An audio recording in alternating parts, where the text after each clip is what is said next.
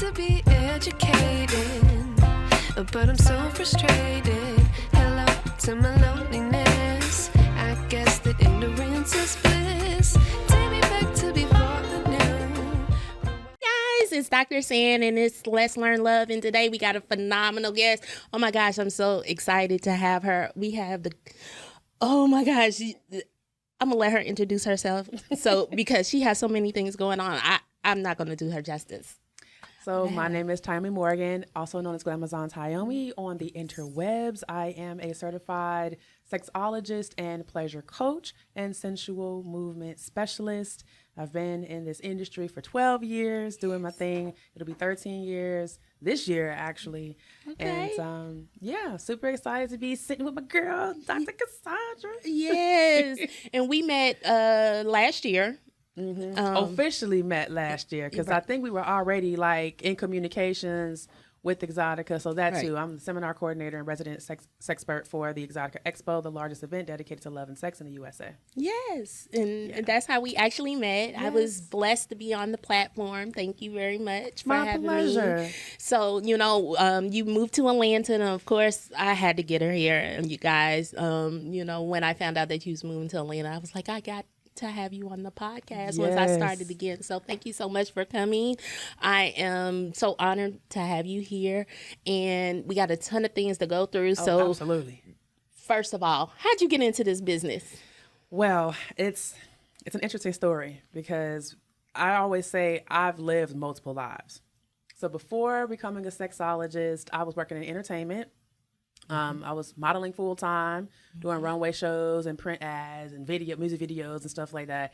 And also working for an entertainment blog, doing reviews on albums and doing reviews on live shows. So I would go out to like concerts in Chicago and it was called shyground.com. That was the blog site. Okay. So I would go out to shows in Chicago and do reviews on them and also do on-screen interviews of different artists. And, but my modeling career was like the one thing that I was just like gunning for the most because it was my dream to be on America's Next Top Model. Like came out when I was in high school and I was like, I'm gonna be on that show. So I actually landed on the show.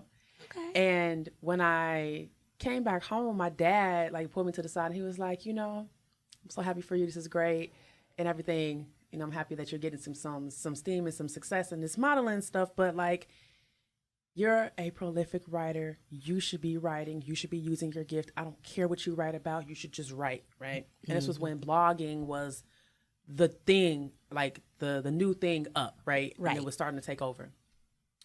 So I was like, all right, I'll start a blog. And at first I started a fashion blog because I studied fashion for about 4 years and I went to design school in New York. But I just dropped that and decided to be a freelance writer. So I was already writing on the entertainment side. But I was like, all right, if I'm going to have something that's my own, let me figure out what I can talk about every day that I feel comfortable with, but it's also going to be impactful because the fashion blog didn't last that long. Right. But then as I was doing research, I was like, oh, I know a lot about sex because I started studying like sexuality and like human anatomy in high school, watching documentaries on the Discovery Channel and stuff like that. So I was like, okay, I think I should start a sex blog. Started doing my research and I was noticing that I didn't see any like prominent Black voices at that time. This was like back in 2009, 2010. Right. Really didn't see it. Of course, there's always been Black sex therapists and coaches and stuff like that, but there weren't any like prominent voices in media. Right. And I also noticed that there wasn't a lot of like SEO where I could go on Google and search for sex advice, and then it's Black people popping up, people that look like me, where I could resonate with. And then YouTube had also just started around this time, so went to YouTube, wasn't seeing it. I was like, dang. And so based on the lack of representation and me knowing that like I was on my own sexual journey and discovering things, and I would have these conversations with my gynecologist all the time. Like she was the one I would talk to more than anybody. I was like, you know what? I'm not gonna complain. I'm just gonna jump in and do this work. And so I started my YouTube channel. I bought my domain, glamorerotica101.com. And then I went to Exotica. So I think this was probably either the first or the second Exotica in Chicago. And I told my friends, I said, hey friends, I was like, I want to go to this sex show. because I need to do this research. If I can step into this place and feel comfortable in here, then I know that this is going to be for me. Mm-hmm. So put on my little corset, my little liquid latex leggings, and some little heels, have my little Chinese bang. Okay. Went into Exotica, and it felt like home. Like I was, of course, getting recruited, trying to get recruited by all these productions, like these studios, and I was like, no, I'm not that. I'm just here for research. But people were so nice and so welcoming, and so I was lit up. Mm-hmm. And from there, I was like, okay, I can do it. And so, oddly enough, Atlanta is where I wrote my first 5 blog posts in a journal. I came down here for Labor Day weekend in 2011 to see a partner of mine, and I sat in Hartsfield Airport at the Chicken and Beer, waiting for him to come pick me up, and I wrote out my first 5 blog posts sitting in the window. And when I got back home to Chicago, I wrote them out in the blog, and I posted them up. And then that's when it started. And to my surprise, stuff took off like really quickly. And at first I was going to be anonymous because up until this point, I was very private with my like personal life, especially like my sex life. Right. I wasn't going to put a picture of me or anything on my blog. I was just going to do it anonymous. And one of my mentors in media who works in radio, he was like, no, your image is very powerful. You need to put your image on your blog. And so I did. And I think that that's what really sparked a lot of the interest, because they were like, is the person in the banner writing all this stuff? And I'm like, yes. Is that you? Yes, that's me. How you know all, because it was my early 20s, right? How you know all this stuff about sex? And I'm like, how do you think I know? Like I research and I also apply it in my real life. Learned experience, y'all. Lived experience. And I started getting interviews right away. Like this was before before podcasts. So it was internet radio, right? So I immediately started getting like internet radio interviews and even terrestrial radio. Because again, I have friends that work in media in Chicago, right, and a few other markets. And it just took off. And my YouTube took off as well. Like I remember just sitting there watching the numbers go up and hitting my first 1 million views. I was like, oh my God, you know? And this was before now where like 1 million views is kind of commonplace for a lot of people because things go viral every day.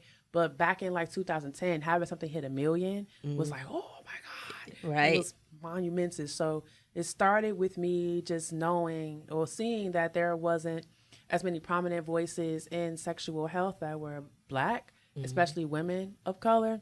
And I was like, I'm going to be a solution. And it was a transition for me to go from modeling and working in entertainment to then like literally just sinking everything into this. And when I first started, it wasn't about making money or anything like that. I just wanted to get the information out to people, and it worked. And here I am 12 years later now, an international sensation and award nominated and TV spots and just radio and all kind of stuff. Like I'm just all over, and I'm blessed. I'm blessed. I'm glad I listened to my dad and used my writing. I mean, I've written for Ebony.com, Ebony Magazine, BlackDoctor.org, Cassius Life, and featured in a bunch of other publications, like with my words, like Cosmo, my favorite over there, Pop Sugar, you name it. I've more than likely been featured there at some point in time. Right. So it's been a blessing to be on this journey.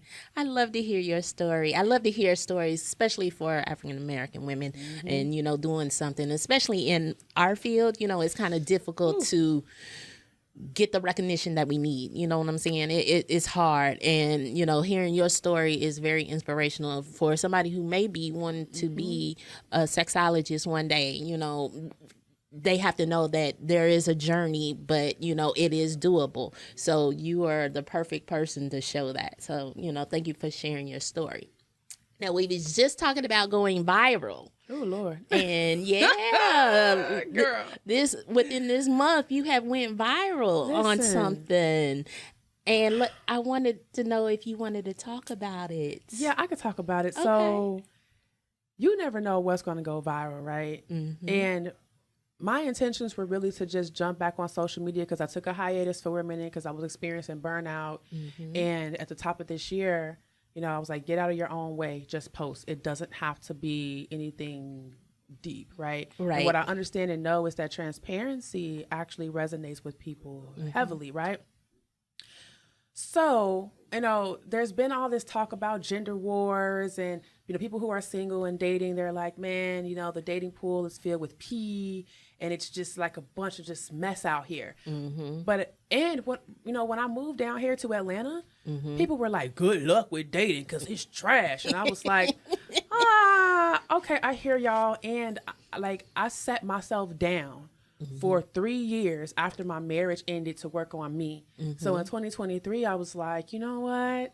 I'm going to step back out here because I feel confident to do so because I know what my boundaries are and I know what I want. And so I just felt really good about the success that I've had in dating in Atlanta because I've found some amazing partners. And I'm a polyamorous pansexual. So I have multiple relationships that I'm in and I date people. Okay. Okay.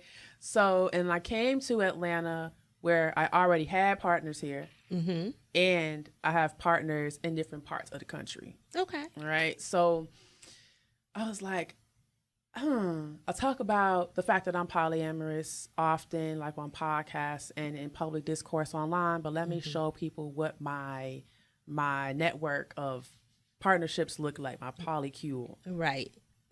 I was like, what's the best way for me to explain this? I was like, you know what? I'm going to draw a chart. You know, the little bubble charts you used to do in school or whatever. Right. So I was like, this is the best way because I always say I'm the nucleus because as a solo poly person, I am my primary partner. I live alone and I have all these relationships that circle around me, but they don't interact with each other. So it's like an atom. All right. Yeah. So I drew this bubble chart. Okay. And then I explained it very briefly. I did not go into deep details about the connections that I have and how long I've known them or whatever. And I'm also mentioned because people like to throw in there like, oh, this is nasty, because they always equate like having multiple relationships to you're fucking everybody. Right. Right. And that's not actually true. Okay. You can be. I can be. That's your choice. Exactly. And that's not the reality for all of my relationships. So anyway, I put in there that I get tested regularly. My partners get tested regularly. We share our tests and I'm on PrEP, pre-exposure prophylaxis. Why? Because I moved down to Atlanta and I am not a dummy. Not only am I a polyamorous woman with multiple relationships, but I'm also a swinger and I host lifestyle parties in Atlanta. Okay? We already know the rates of HIV in Atlanta are quite copious. And there is a push for Black women, especially heterosexual Black women, to get on PrEP because the numbers of cases of HIV are rising within our demographic. I'm not heterosexual, but I have a lot of hetero experiences. Right. So I got on PrEP because I want to protect myself from transmission of HIV in case I ever come into contact with it. Because I do know after speaking to some of my partners that some of them have had interactions with men. And it is what it is. And I'm okay with that as long as you're transparent about what's going on, right? So I put this post up January 5th, right? Ching, ching, ching, Ching, ching, ching, ching, ching. It was already kind of going viral on my page. And then this one person put it up and then it just flew. And I swear, what is it today?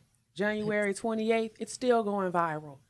And it's interesting because within the span of time, I've seen the New York Times write an article about polyamory, The View speaking about polyamory, Amanda Seals talking about polyamory. All of these networks all of a sudden, and even other sex experts chiming in about monogamy. And I was just like, oh, mighty interesting that this topic all of a sudden now is a topic of discussion. It's because my video went viral. And there's been a mixture of emotions with a lot of people who feel really upset at the fact that a solo Black woman can show that she has all of these loving connections, right? People making all kinds of assumptions and projecting onto me. And I'm like, I didn't say any of what you guys are saying. Right. And you're all making assumptions based on your personal experience. Right. Right. And I'm like, that's fine. Go ahead and do that. But your opinions, they're not stopping the love that's flowing to me. It's not changing any of my relationships. But the funny part was having my partners either text me or slide in my DM and be like, I see my letters on that chart. Or you're like, right. Or they be like, where am I at? I don't see me on here. And I'm like, you right here. right. Let me clear this up real quick. Exactly. So it's been interesting, but from it, I'm hosting a webinar on January 31st. For those who want to know more about polyamory, I am not looking to be a poly coach, but I am a coach in sexuality. Right. So I like to say, I'm going to give you the foundation and then just be a resource for them to deepen their experience and their knowledge through other coaches, like actual poly coaches. Right. But you're not averse to helping them. I'm not averse at all. I'm going to help them for Yes. sure. But I'm not trying to get into the business of being a poly coach, if that makes any sense. Like Right. I do open lifestyle coaching because I have had clients in the past Right. who've come to me about opening their relationship. But I wouldn't say I'm a poly coach, because honestly, I've been living my life like this for 15 years, right? And when I first started living my life like this, I didn't know there were terms and communities, and I was just like, I'm going to be open. Right. So I knew that much, that there was an ethical way to do things. Right. So a lot of the terminology and stuff I'm still learning it, because I got a poly coach in 2016. And that was my first time really understanding that this is like a whole, there's definitions and there's like configurations and, solo poly works for me because I just like to be free. Right. So that's why I say I'm not a poly coach, because I'm not deep in the trenches with the information like actual poly coaches are. Right. Or they can break down the nuances of this and that. But what I can help people do is determine who they are as far as being a person who's open, help them navigate their emotions and their feelings around things, and get them started on foundational building with just being aware of who they are and what they want and how to exercise that and how to communicate that when they're going out into the world working on relationships. Right. So it's been a roller coaster, girl. I had to turn my comments off because people was calling me everything but a child of God and attacking me and being abusive. And I reported a lot of people for hate and bullying. Yes. And at that point I said, you know what? Let me go ahead and change my comments where you can only comment if you follow me, number one. Number two, let me turn the comments off on these posts, because I don't have to sit here and take abuse. Right. You don't. And that's your life, and you're more than capable of enjoying your life without them in their comments. So listen, girl, I be living my life. I be living my life. She be outside. I be outside and inside, and the outside come to me inside. True. So how do you feel about everything that has went on with this, though? The whole comments, the feeling, the viralness, the way that your life has came out into the forefront. How are you handling it? I've been doing this for 12 years, and I've gone viral several times across my career. So as far as the trolls and all of that, I'm used to it, because back in the day, I used to go toe for toe with them. And now I just don't have the time. Right. And honestly, not giving y'all any power or giving y'all any energy. Right. So it's been great, because it's been a good reflection of where I'm at in my life and how much I've grown and my level of maturity. I'm happy that I've gotten some good opportunities for podcasts and to be able to talk about this lifestyle. Because when we look at polyamory or even ethical non-monogamy, we always see it where the penis owning person is at the center of it. Yes. And they're the one talking about it, right? But rarely are we seeing women, especially Black women, right, talk about it. So I have been told, because again, I don't congregate in these poly circles and stuff like that. I've been told that there's a lot of people who are cheering it on in poly circles, because they're we don't see women talking about this enough. And then it's definitely sparked a lot of discourse amongst poly groups and whatnot, and people writing all kind of think pieces. And I'm just like, y'all are crazy. It should be whatever your life is, whatever your boundaries are, whatever you choose to make your box or your circle or whatever shape that you want it to be. That should be based on you. And, as long as you have the correct information or have a way to go get the correct information, why are you shitting on somebody else for them? in what they're doing. You know what it is? Because I've seen some women in the comments being like, I can't even get one person to text me back. I'm like, well, that's on you, sis. What kind of work are you doing on yourself? Mm-hmm. You know? Because there was a moment in time for some years where my phone was dry. Mm-hmm. I wasn't getting any. And granted, when I say phone dry, I mean like no new people, because I have partners that I've had in my life for 15 and 18 years. Mm-hmm. Like, I am a person that's dedicated to love and dedicated to maintaining relationships. Mm-hmm. So a lot of my relationships in that polycule are like 5 years or older. Mm-hmm. Like, since I moved down to Atlanta, I've met some new people who are like really fresh, mm-hmm. but they're going to be around for a long time, because that's my intention for them, right? So what I love is the fact that there are so many people that have been writing me that's like, I want to be like that. Mm-hmm. Can you help me? I want to be like this. Mm-hmm. Or they say like, oh my gosh, I've been on this journey and I'm finally found somebody I resonate with. Thank you. I do it for those people. And that was really my point in illustrating what my life looks like, because I knew that there were some people out there, specifically women, because I wanted to like really just show women like this is what it can look like to be solo poly. I wanted women to be able to see me and be like, okay, I can take up the courage and do this, because so many women have been complaining about their love lives. And I think a part of it, for some, not all, mm-hmm. is that they really want to be free to do what they want to do, mm-hmm. but they don't feel empowered to do that because they don't see any examples of that.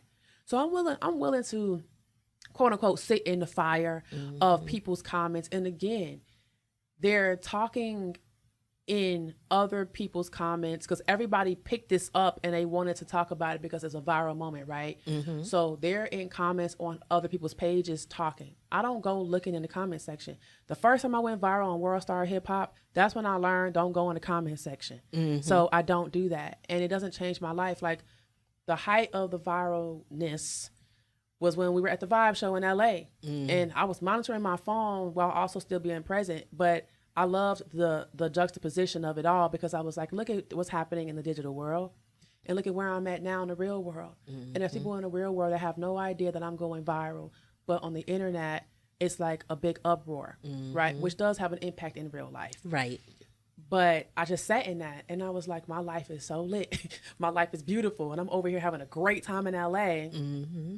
connecting with my family, friends, and loved ones and colleagues. And then this is also happening on the internet. Mm-hmm. If I was to sit and go through all the comments and let what people say impact me, I'm not living in my purpose.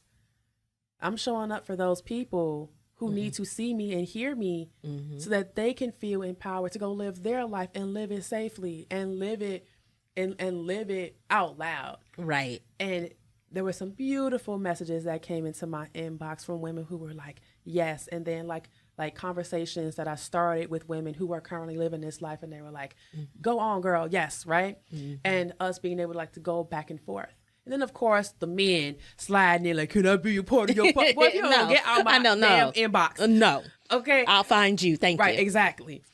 So it's been interesting, but I was like, hey, what a way to come back off of a hiatus. I was like, yeah, just wham. It wasn't even planned. It just happened. Yes. And that just showed me like, it was like God saying, this is your purpose. This is your purpose. You belong here. Mm-hmm. Just show up. You don't have to do anything extra. Just show up and be you. And look at how you got people pressed. Mm-hmm. Oh, it's being you. I'm just like, wow. Okay, y'all. Yeah. But you know, that's because your dynamic personality and the knowledge that you have and how gracious you are to share it with everybody. So, you know, it picks up, you know, you feel your energy. And we talked about this at Vibe. We was talking about energies and how they come together and they repel and everything. Mm-hmm. And, you know, it's just your energy. Your energy is infectious. It is. And you know what I realized too around attraction is like, especially like I'm a spiritual person, very deeply spiritual and connected with my creator, connected with my purpose here, and connected with the fact that I'm here for a specific function. Mm-hmm. And I like to say that I'm an alchemist. Mm-hmm. So when it comes to energy, I know how to transmute energy, and I'm a generator. So in like our human design, we all have like these different like paths, and I did my human design, and I'm a generator. And so I can take in energy, transmute it, and put it back out and regenerate my own chi. So this is just how I've always been. I didn't have a name for it in the past. I just knew that I'm a catalyst for people. And so when it comes to attraction and people being attracted to me, I always tell people, like, if you come upon my doorstep, meaning if you step foot into my aura, it means that you have been calling for some kind of change in your life, and you are now ready to step into that change. So when it comes to the sexual attraction or physical attraction or romantic attraction, it's deeper than just wanting romance or deeper than just wanting sex. Their souls are literally calling out for something that my energy can help them to do or move through. This is what I know, because I've seen it happen time and time again in my life. And I'm seeing how the people who come into my inner space, how their lives blossom and evolve and grow and shift in like loving and beautiful ways by being in relationship with me. Even if we're not sexual, the fact that they are in my energy and I'm sharing an exchange with them is so impactful. And so, you know, I say this is the Lord's work. I'm doing the Lord's work, and it might be in a way that people don't understand, but those that know. And then there was this whole talk around like, oh, you're mixing all these energies and you're collecting all these souls. And I'm like, okay, all right, y'all, let's be clear here. Number one, the minute we step foot into a crowd or the minute we step foot outside, we're already exchanging energy with people because our auras extend 5 feet from us all around. So you walk past somebody on the street, you might be like 2 or 3 feet away from them, but your auras are already interacting. So your energy is already interacting. We diminish energetic interactions when they're casual, right? Or when it's just everyday living. But for some reason, when it comes to sex, people want to put energetic exchange with sex on like this high pedestal, like it's higher than anything else. Now, granted, there is that direct energetic transference, right? Because you're tapping into your divinity. You're showing up very bright in the spiritual realm, because this is where, you know, of course, babies can be born. And the reason being is because you are creating a portal between the spirit realm and the physical realm for spirits to enter. So there is that thing. But when you are a conscious person, you are consciously coupling and you are aware of that. You're not just out here willy-nilly just throwing pussy. I'm not. Yeah, because you have partners and you have cultivated these relationships, so it's deeper than that, and that's what people are not understanding. So that's why they get the energy mixed up and you know what is going on. I'm sorry, and I'm not just out here just saying, you come here, I'm gonna jump on you. I have a very deep level of discernment and intuition, and it's on consistently. And I'm using that discretion in who I interact with. And I'm very aware that this is going to be a transference of energy where I get to transmute for myself and for that other person. So I'm going into these situations consciously. It's interesting how so many people wanted to project that onto me, but I'm like, but are you doing that work in your own life? You know, because the spiritual practices that I have and how I reset my energy and the meditations that I do and the yogas that I do as a tantric practitioner, they keep me powered up out here. And also, I do need that energetic exchange through sex. I use that energy for myself. I use it for manifestation. I use it for my health. Are you kidding me? For vitality. Like, it's the fountain of youth. What are you talking about? So it's just interesting how people will project onto me, right? But then try to, put it under the guise of, well, I'm concerned. You're not concerned. You're just trying to judge me. You're trying to slap something onto me that you think will invalidate my experience because it hurts you to see me living like this because you don't have the courage to. Yes. It's okay if this lifestyle is not for you. Sit in monogamy. If that is for you, that's for you. And I'm not anti-monogamy. You know, I grew up in a monogamous household. Right. All right. So I'm not anti-monogamy, but what I am is anti anything where people are going to try to diminish my personal experience when I know what my inheritance is as a child of God, which is abundance. Why am I cutting myself or shutting myself off from anything that I want to receive and enjoy because of other people's opinions? That don't do anything for you, basically. Like I have to be responsible for my happiness. And I uphold that 1,000% every day. So people can talk and do all of this all day. Good for you. What has that done for you over the last 3 weeks that you've been commenting on this same post? You're still in the same situation you're in. You're still lonely. You're still upset that that person hasn't texted you back. And yet my phone is being blown down by the partners who love me and want to be with me and want to be in partnership with me and want to be in my presence and they want to serve me. I mean, it's giving hashtag goddess. Like, I don't know. Yes, it is. Very much so. Very much so. So within these last couple of minutes that we have, let's talk about your cowgirl workout. Oh my gosh. Okay. So the cowgirl workout is my baby. And so it is a sensual movement program that not only teaches women how to improve their intimate movement in bed and how to take control on top, but to also build a deeper mind and body connection. Because what I've discovered over the years of doing this, and I've been doing the cowgirl workout, I've been teaching this going on 9 years now. What I have discovered is that women become disconnected from their bodies. And I mean, we all do, just generally, no matter what gender you are. But I've noticed that like women don't really feel confident to take charge in the bedroom, to advocate for their own pleasure. And it's for a lot of reasons. But when you don't have that connection to your body, either because you're touched out because you're a new mom, or you've been divorced and you're not feeling sexy anymore, or you don't fit within the European standards of beauty, or there are so many things that can like contribute to this. When you don't have that mind and body connection, it's difficult to really drop in and experience pleasure at the profound levels that you can experience pleasure. Right. So I've had so many women come to me like just desperate, just wanting to learn. Like I just want to learn how to master this skill of riding because my relationship depends on it. And the way that I've been able to shift their mind out of doing this for their partner and doing it for themselves and using the program as a form of meditation they can go into with their bodies is completely transform people's lives. And this is my baby. Like, yes, it helps me. And I took a little break last year because again, I was burnt out, but I also injured myself. I fell on my knees and I just, but this year I'm back on it. I got some soft wave therapy, so my knees feel good.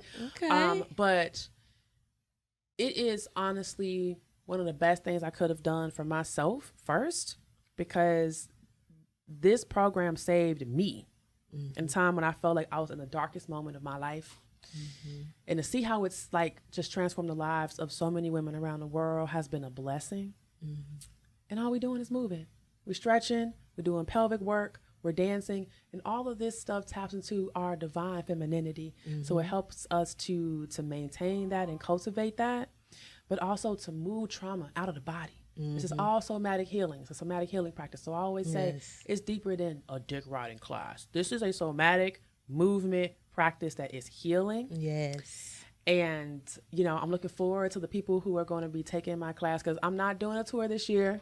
I'll do spot dates, like I'm doing Exotica, and I'll do spot dates, but mostly just showing up online because I can reach more people around the world that way. And I've had people from Australia and all over Europe and Africa, just all kind of places around the world, like in this program. And the one thing that unites us all is our dedication to ourselves and our pleasure. Yes. And I have a background in dance. I have a background in physical fitness. I have a background in just being athletic.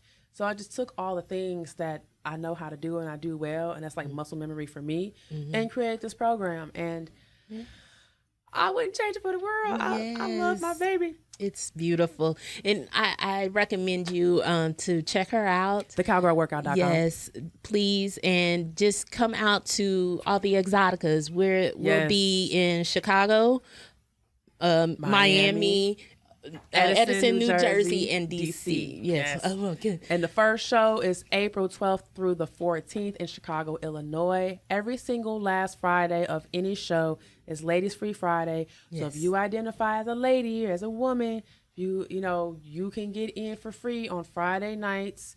That includes trans folk. Okay, I just got to put that out there. Yes, and those lines are ridiculous. Yes, and it's so fun. It's always so fun to be at Exotica, and just the energy and see all the people, and you get to meet everybody. So and you get to see this wonderful, beautiful lady in her class, and you'll get to see me doing. Dr. Cassandra is doing great things, and I always say this: there's room enough for all of us to be in this industry because there's so many niches that are not being served, and where you are showing up in sex over 50 and for like the gray age is so important because people think that once they start graying or they get to that retirement age that they can't have sex anymore. And I'm gonna tell you something, that's a big fat lie. And I'm gonna be 60, 70, 80 still getting my fucking groove on. I'm not right, because I'm damn near 50 and clearly. Listen,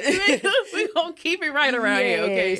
But thank you so much for coming. I enjoyed you. I always enjoy our conversations. We're looking to do something towards spiritual healing this year, sexual healing, trauma, just being more connected with ourselves, especially as women, or if you identify as a woman. We're trying to get that together. You see, she's so busy, though. We ain't trying. We're going to get it together because it's important. Like, we need these healing circles here in Atlanta. Like, the women here are calling out for it. Yes. I'm seeing it more and more, so... Yes. This summer. Yes, so we're definitely going to get that together. And where can they find you and all your fabulousness? Okay, so I'm just going to start off by saying if you forget any of this, just put Tyomi Morgan in Google and you will literally find me. But you can follow me on Instagram at RealGlamazonTyomi. You can follow me on X, formerly known as Twitter, at GlamazonTyomi. And follow me on my website, thepleasureacademy.com. If you want to join the Cowgirl Workout, please subscribe at members.thecowgirlworkout.com, or you can type in thecowgirlworkout.com and it'll also lead you there. And again, if you forget any of that, just Google and check out my blog site, glamorerotica101.com, and the YouTube channel underneath the same name, Glamorerotica101. Yes, and if you have any questions, feel free to reach out to me. I'll send you her way. Yes. So thank you so much. Thank you for having me. And we will do this again soon, hopefully, maybe on another subject. Listen, bring me back in. I'm not far. So okay. You call, I'll haul. I'll be there. Hey, all right. So for now, again, I'm having a class on February 10th. So if you're checking me out, come to the class. I have $25 tickets, guys. What do you need? I mean, what more do you need? $25 to have fun and learn about sex. I mean, really. So that's the cheapest rate you're gonna see for this type of content. Like, yes, take advantage because it's the gift that keeps on giving. Yes. Yes. Thank you so much for coming. And check me out. Let's Learn Love on everything. And I will see you soon. Bye. Bye.